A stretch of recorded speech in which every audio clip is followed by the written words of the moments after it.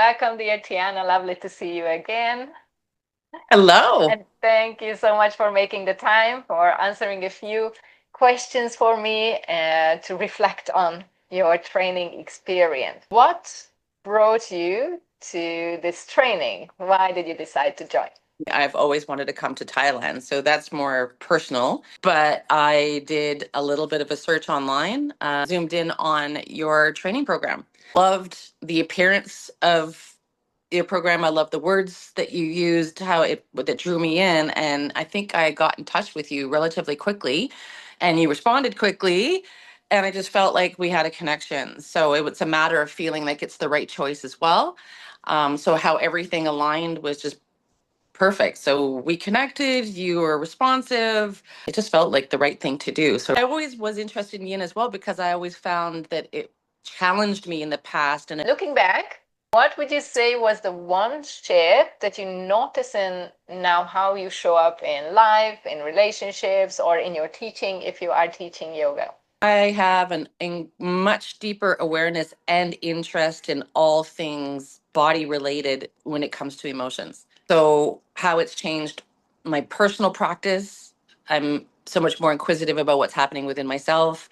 When it comes to teaching practice, I'm that much more sensitive to, I can't say emotions because the emotions are not always shared with the participants, but that much more sensitive to the potential emotions.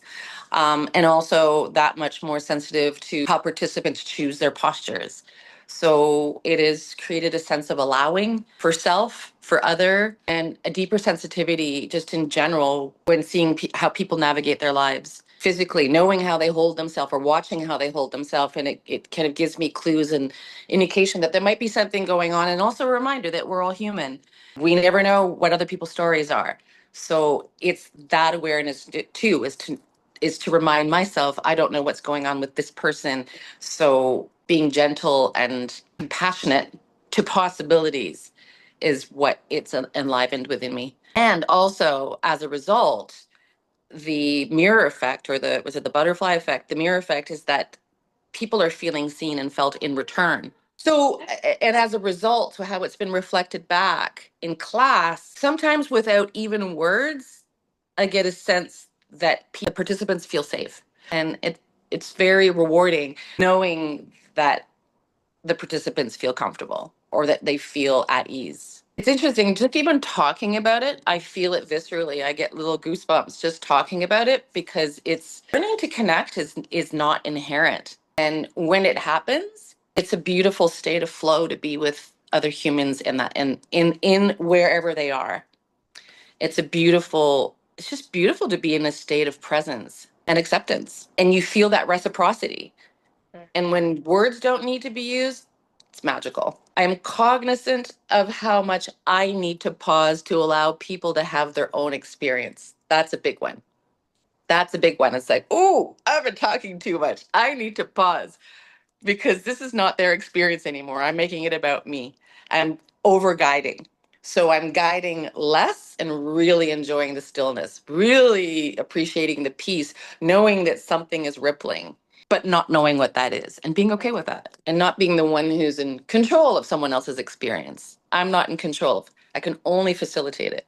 That's attunement in action, right? Yes, thank you. Great word. I don't use that enough. Attuned for sure. Can you share maybe a simple everyday moment? So, can be a teaching moment or can be an everyday life moment where you use something specific from the training, any tools or remember. I guess the biggest teaching tool that I bring is that if I bring vulnerability to the table, so that would be one, because right away at the end of class, I'll get a, hey, me too. It creates resonance. I love using the terminology for the bumblebee breath, which is my favorite. Describe it as an etch a sketch. I don't know if you ever had an etch a sketch when you're a child. So it's basically a board with sand and you had little dials and you could draw like And then lines swipe. and then you would shake it Take. Uh-huh. to erase the Mm, drawing. yeah. So the expression I use, I said, I love this. I introduce all kinds of different breathwork styles, but the bumblebee is the one for me. I basically let everybody know that, hey, let's give our brains a little bit of an etch a sketch because we and they just love that connection. It's like, can we do the etch a sketch again? Because I've had a tough day. So the bumblebee breath would be one that really stuck. And then the specific emotions that are associated to certain postures really stuck. So it's hard for me to give you one, but those would be the two main ones. You're teaching many other things where you can also use these tools. Absolutely. There's always going to be a yin component in my class, though. I always, the ending, there's always a yin, like a full stillness at the end before Shavasana. Very important to bring that in. Feels like an honoring of self, one, but it's also an honoring of the training that I took. It's like, hey, I took this training. We gotta keep implementing. I don't want to also lose what I learned, right? The training enhanced to give permission to not necessarily practice within the confines of what yoga is. I think a strong foundation is important so that you know how to bring people back if they're way off course.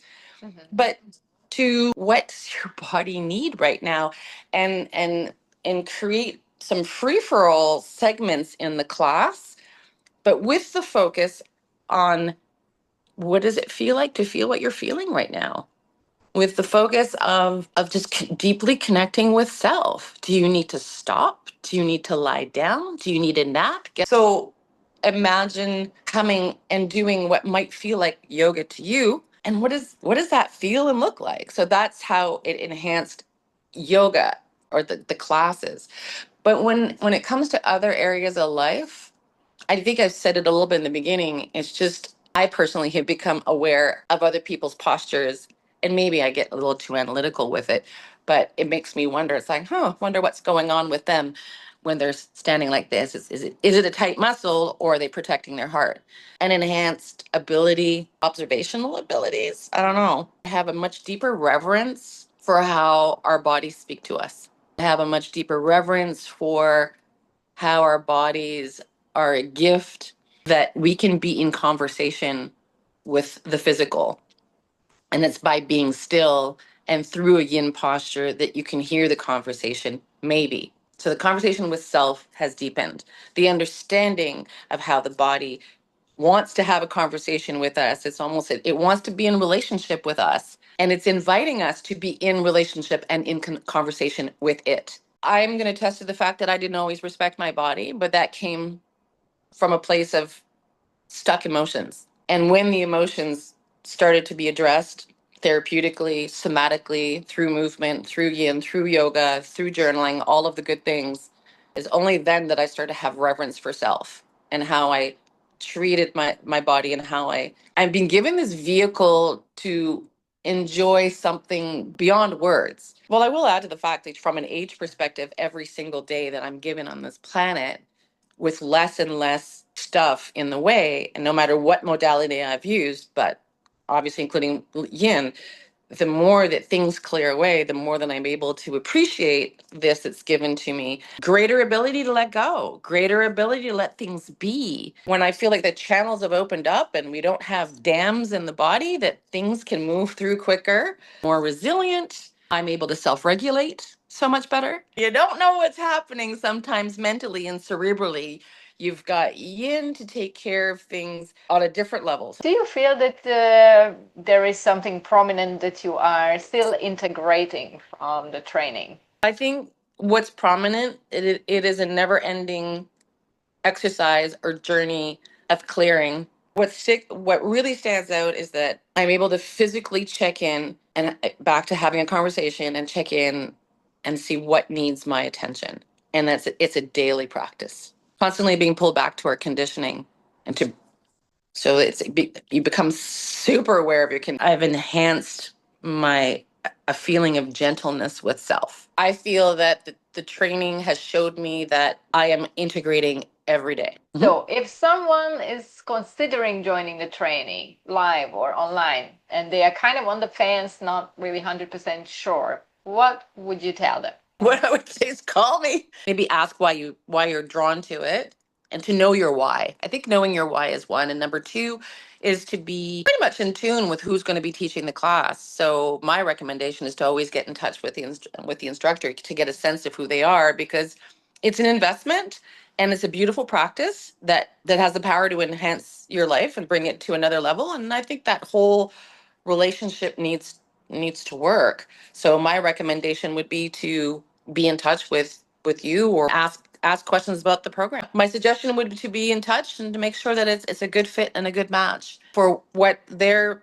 either personal or professional needs are, and then also from a personal perspective to to ensure that there's a connection with a teacher. Yeah. Yeah, that's a great advice, actually. Yeah, and this is what you actually did. And I always say that, you can always hop on a call with me. Let's sit on Zoom, let's chat, ask your questions. But yeah, that's actually a good way to find out, do I want to work with that person? Do I want to Exactly. invest into the Exactly. knowledge of that person? Yeah, that's a great advice.